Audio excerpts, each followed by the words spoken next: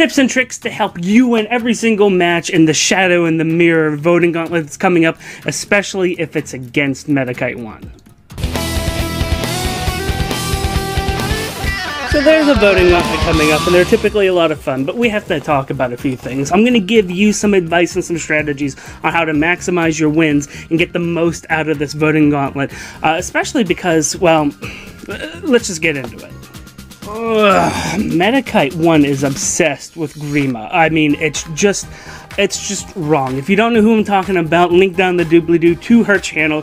Check her out if you want to become corrupted. I mean, she seemed like a nice enough person, but now all it is Grima, Grima, Grima. I like Grima, and she's backing Grima in the voting gauntlet. My hero of choice is Fallen Celica. I mean, first of all, and second of all, there's definitely a conflict of interest here. Grima and Duma, I mean, it's not good. I mean, she has this unhealthy obsession with Jacob. Yeah, that unit in the 5-star colorless pool that's literally worse now than pulling a healer. Yeah, she wants you to have those.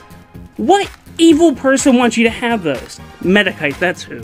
This needs to be stopped. We need to make sure that Team Grima loses. And in order to do that, I'm going to give you the tips and tricks that you need to get through the voting gauntlet. First, we're going to talk about the pairings real quick. The winner of the gauntlet is in the upper left-hand bracket in this set. It's Celica versus Fallen Celica. Both of those units are in the first round. Next round over there is Grima and normal Robin. Then down below that, we got ourselves Black Knight and Zelgis. No opinions on that one yet. And then in the other corner, we have Takumi and Fallen Takumi. So the rounds will go that each pairing of these will fight off. The winners of those will go ahead and meet in the next set of brackets, and then there'll be a final. So there's going to be 3 rounds over the course of 6 days. You're going to get to have one fight for free, no resources spent, every 30 minutes. And you can't spend resources to just do more fights. But you want to go ahead and hop in there every half hour to be able to do your fight, if possible, for several reasons. One, as you win more matches, not only do you get orbs, you get sacred coins, and you get more flags. Flags are important because whenever you go into a fight and you win the fight, you can spend flags as a multiplier to add more points to your team. By default, you're going to get 100 points for the win, 110 if you actually bring your hero that matches who you're supporting into the fight. Your friends don't have to. You do not have to share it on your friends list. Let me say this one more time. You do not have to share the hero you're supporting on your friends list. As a matter of fact, you don't want to. I'll talk more about that in a second. But whenever you go into combat, you're going to either get 100 or 110 points if you win, depending on whether or not you're using the hero that you're supporting. And that's going to go towards your team. The flags are multipliers to that. And there's multipliers on top of that based upon if you're losing, and the multiplier increases as the time goes on. So in the beginning, if you're sort of on the losing end of things, yeah, there's going to be a little bit of a multiplier, like 3.5 times the feathers. If you're losing at the final hour, there's a 7.5 times multiplier, which is huge. And we're going to talk about how to abuse that too right now. As you fight, you get points that not only count towards your army, but they count for your own personal score as well. So as your army's getting points, you are also getting points. And the more points you have, the more feathers you are going to get at the end of every round. There's a personal score for within your army, and then there's going to be a global for everything. And so these points are important, not just for each fight, but as you go on. One common strategy that a lot of people will do is they'll end up picking a losing team to support. And the reason for this is that they usually get a higher multiplier in order so that they can get a higher global, a higher in-army rank multiplier, and that way they get a lot more feathers than joining the winning team. If you're on a winning team, you get 500 feathers just because they won, in addition to whatever your personal rank is. However, if you join a team that is losing, you're going to get points multipliers, you can apply your flags, and if you are using the hero that is of the team that you're supporting, then you're going to get a lot of points, and your army may still lose. I mean, after all, you can't win the war alone, but if you go ahead and do this, your global rank is going to start to climb up there, and you hopefully will be really high within your own army too. So that means you're going to make up the 500 feathers there, plus some at the end. So a lot of people like to choose the losing side for the first 2 rounds of Voting Gauntlet, and really the only clear loser that I can predict right now is normal Robin. I doubt that he's going to pull enough away from Grima to even make it a fair fight. If you're just out there feather hunting, that's your first round pick. Second round pick is going to be a little bit tricky. It's going to be between one of the variants of Black Knight and one of the variants of Takumi.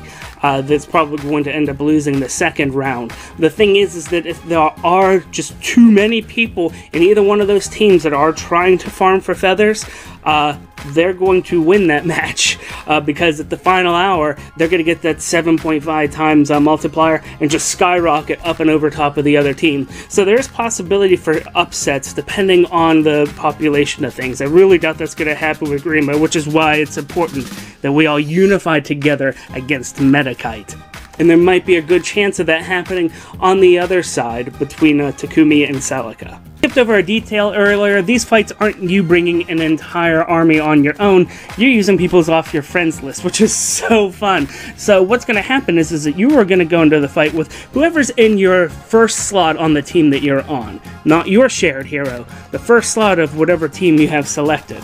So you could be sharing, say, a Ryoma, and then you could be bringing Celica into that fight, which is good. You want to share a hero that is not the hero you're supporting. Think of it this way, you pick Celica, you go into a fight, and then you're standing there next to two other Celicas, and you see an enemy Naui over there. This isn't gonna go well.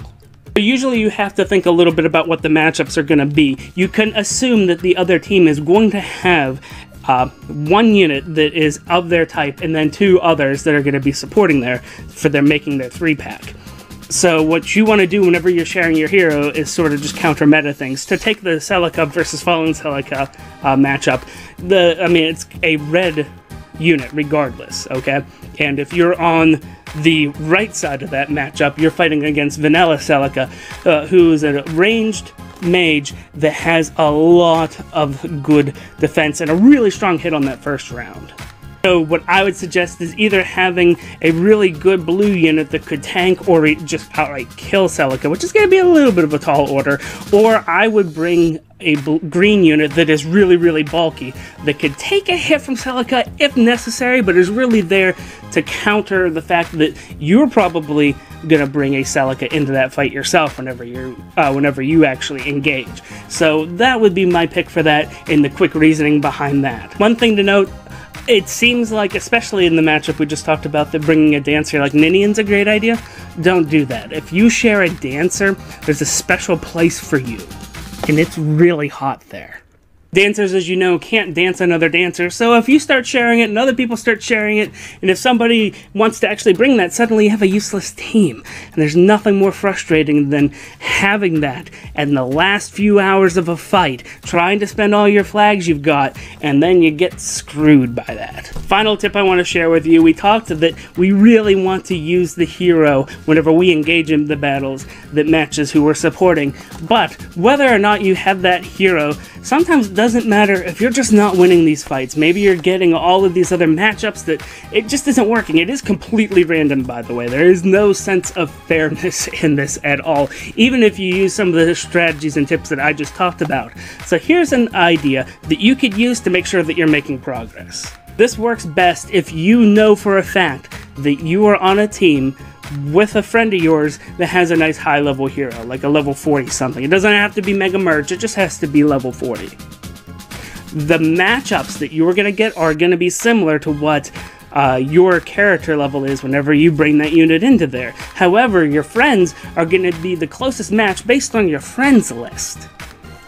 So let's say you just bring, I don't know, level 1 Alphonse, 2-star, into that fight. You're going to be matched up with two people. One that's not on your friends list, which is pretty cool. You're going to get somebody who's not on your friends list and is probably around to the same boat you are power-wise. You're going to be matched up against 3 people on the other team that are around the same boat as that Alphonse of yours power-wise.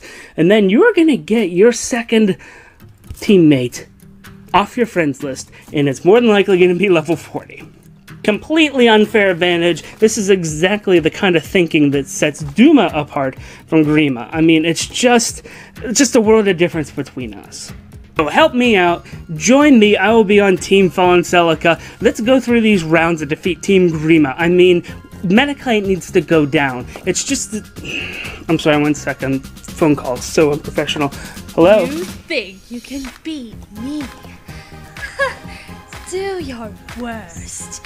With the fell dragon Grima on our side, no one will survive.